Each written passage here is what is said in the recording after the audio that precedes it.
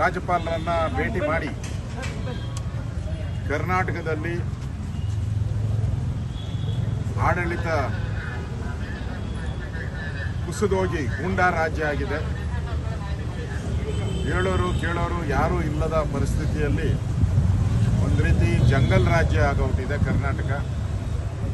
ನೀವು ಕರ್ನಾಟಕದ ಮೊದಲ ಪ್ರಜೆಯಾಗಿ ಎಲ್ಲ ಆದೇಶಗಳು ನಿಮ್ಮ ಹೆಸರಲ್ಲೇ ಹೋಗ್ತಾ ಇದೆ. ಆ ದೃಷ್ಟಿಯಿಂದ ಕರ್ನಾಟಕವನ್ನು ಈ ಗೂಂಡಾ ರಾಜ್ಯದಿಂದ ಕಾಪಾಡಿ ಅಂತೇಳಿ ಗೌರವಾನ್ವಿತ ರಾಜ್ಯಪಾಲರಿಗೆ ಮನವಿಯನ್ನು ಕೊಟ್ಟಿದ್ದೀವಿ. ಮೊದಲನೇದು ಹೇಟ್ ಸ್ಪೀಚ್. ವಿಧಾನಸಭಾ ಅಧಿವೇಶನ ನಡೆಯುವಂಥದ್ದು ಬಿಲ್ಗಳಿಗೆ, ಪ್ರಮುಖವಾಗಿ ವಿಧಾನಸಭೆ ಪಾರ್ಲಿಮೆಂಟ್ ಇರೋದು ಬಿಲ್ ಮಾಡೋಕ್ಕೋಸ್ಕರ ಮೊದಲ ಆದ್ಯತೆ. ಆದರೆ ನಮ್ಮ ಗೌರವಾನ್ವಿತ ಸ್ಪೀಕರು ಮತ್ತು ಆಡಳಿತ ಪಕ್ಷದ ಮುಖ್ಯಮಂತ್ರಿ ವಿಧಾನಸಭೆಯಲ್ಲಿ ಚರ್ಚೆ ಮಾಡೋಕ್ಕೆ ಅವಕಾಶ ಕೊಟ್ಟಿದೆ.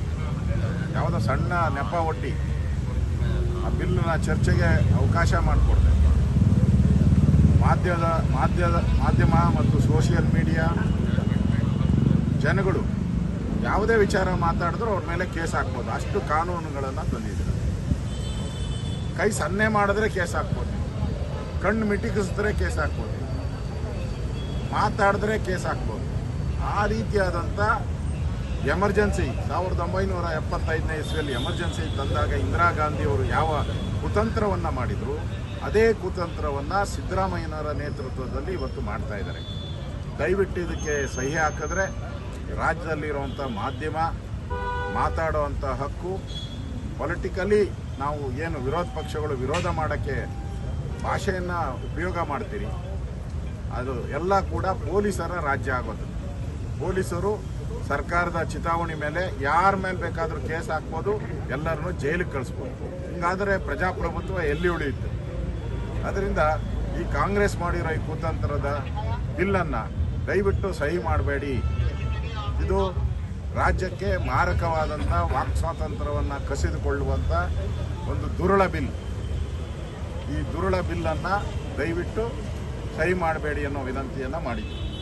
ಸತ್ಯಶೋಧನಾ ಸಮಿತಿ ಇವತ್ತು ವರದಿಯನ್ನು ಕೊಟ್ಟಿದ್ದಾರೆ. ಸನ್ಮಾನ್ಯ ವಿಶ್ವನಾಥ್ ಅವರು ಸ್ಥಳಕ್ಕೆ ಹೋಗಿ ಕಳೆದ 1 ವಾರಗಳ ಕಾಲ ಅಧ್ಯಯನ ಮಾಡಿ ದಾಖಲೆಗಳನ್ನು ಸಂಗ್ರಹ ಮಾಡಿ ಇವತ್ತು ಕೊಟ್ಟಿದ್ದಾರೆ. ನಾವು ಗವರ್ನರ್ಗೂ ಕೇಳಿದ್ದೀವಿ. 36 ಲಕ್ಷ ಜನ ವೇಟಿಂಗ್ ಮಾಡ್ತಾ ಇದ್ದಾರೆ. ದುಡ್ಡು ಕಟ್ಟಿ 50,000 ಕಟ್ಟಿದ್ದಾರೆ, 1 ಲಕ್ಷ ಕಟ್ಟಿದ್ದಾರೆ, ಕೆಲವರು 10 ಲಕ್ಷ ಕಟ್ಟಿದ್ದಾರೆ.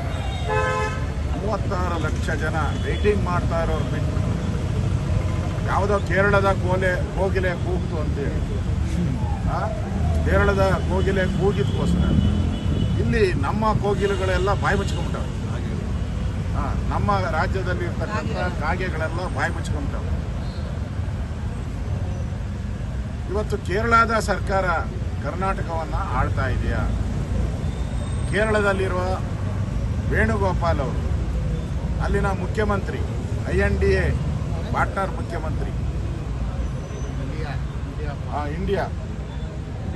ಇಂಡಿ ಒಕ್ಕೂಟ ಮುಖ್ಯಮಂತ್ರಿ, ಅವ್ರು ಹೇಳ್ದಂಗೆ ಕೇಳ್ತಾ ಇದೆಯಾ? ನಮಗೆ ಆಶ್ಚರ್ಯ ಆಗೋದು, ಈಗಾಗಲೇ ಆನೆ ತುಳಿದಿದ್ದಕ್ಕೂ ಕರ್ನಾಟಕದ ಆನೆ ಅಂತ ಹೇಳಿ 30 ಲಕ್ಷ ಕೊಟ್ರಿ. ಅಲ್ಲಿ ಮನೆ ಬಿದ್ದೋಯ್ತು ಅಂತೇಳಿ ಅಲ್ಲಿ 10 ಕೋಟಿ ರೂಪಾಯಿ ಹಣವನ್ನು ಬಿಡುಗಡೆ ಮಾಡಿದ್ದೀರಾ. ಈಗ ಕೋಗಿಲು ಅಲ್ಲಿ ಕೇರಳದವರು ಯಾರೋ ಬಾಂಗ್ಲಾದೇಶದವ್ರು ಇದ್ದಾರೆ, ಅವ್ರ ಪರವಾಗಿ ನಾನು ಧ್ವನಿ ಎತ್ತಿದ್ದೀನಿ ಅಂತ ಮತ್ತೊಮ್ಮೆ ಟ್ವೀಟ್ ಮಾಡಿದ್ದಾರೆ ಮುಖ್ಯಮಂತ್ರಿ. ನಾನು ಮುಸ್ಲಿಮರ ಪರವಾಗಿ ಯಾವುದೇ ರಾಜ್ಯ ಇದ್ದರೂ ಧ್ವನಿ ಎತ್ತೋನೆ ಅಂತ ಹೇಳಿದ್ದಾರೆ, ಅವ್ರು ಸ್ಟೇಟ್ಮೆಂಟ್ ಮಾಡಿದ್ದಾರೆ. ಹಂಗಾರೆ ನಮ್ಮ ರಾಜ್ಯದಲ್ಲಿರುವಂಥ ಕಾಂಗ್ರೆಸ್ ಸರ್ಕಾರ ಅವರ ಕೈಗೊಂಬೆನಾ?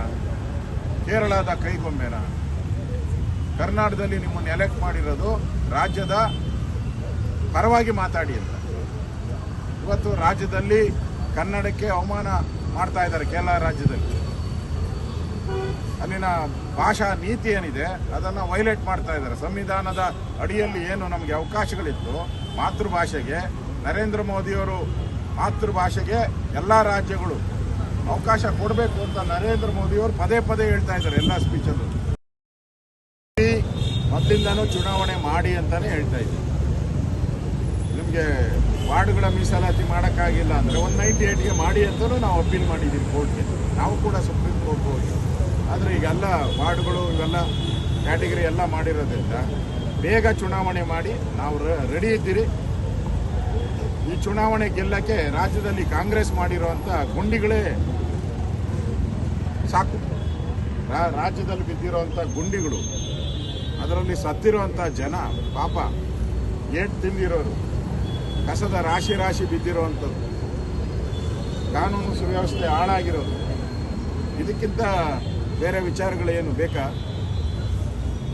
ಕಾಂಗ್ರೆಸ್ ಈ ಸರಿ ಬೆಂಗಳೂರಲ್ಲಿ ನೆಲ ಕಚ್ಚಿದೆ. ಅಷ್ಟು ಪಾಪವನ್ನು ಮಾಡಿದ್ದಾರೆ, ಬೆಂಗಳೂರು ಜನತೆಗೆ ದ್ರೋಹವನ್ನು ಬಗೆದಿದ್ದಾರೆ. ನಾವು ಚುನಾವಣೆಗೆ ರೆಡಿ. ಮೈತ್ರಿನಾ ಹೇಗೆ ಸರ್? ಅದನ್ನು ನಮ್ಮ ರಾಷ್ಟ್ರೀಯ ನಾಯಕರು ತೀರ್ಮಾನ ಮಾಡ್ತಾರೆ.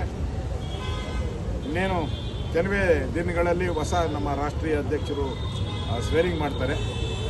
ಸೊ ಅದಾದಮೇಲೆ ನಾನು ಮೊನ್ನೆನೂ ಕೂಡ ಭೇಟಿ ಮಾಡಿ ಬಂದಿದ್ದೀನಿ, ನಮ್ಮ ಅಧ್ಯಕ್ಷರನ್ನ ಮತ್ತು ಹಳೆಯ ಅಧ್ಯಕ್ಷರನ್ನ ಇಬ್ಬರನ್ನೂ ಭೇಟಿ ಮಾಡಿ ಬಂದಿದ್ದೀನಿ.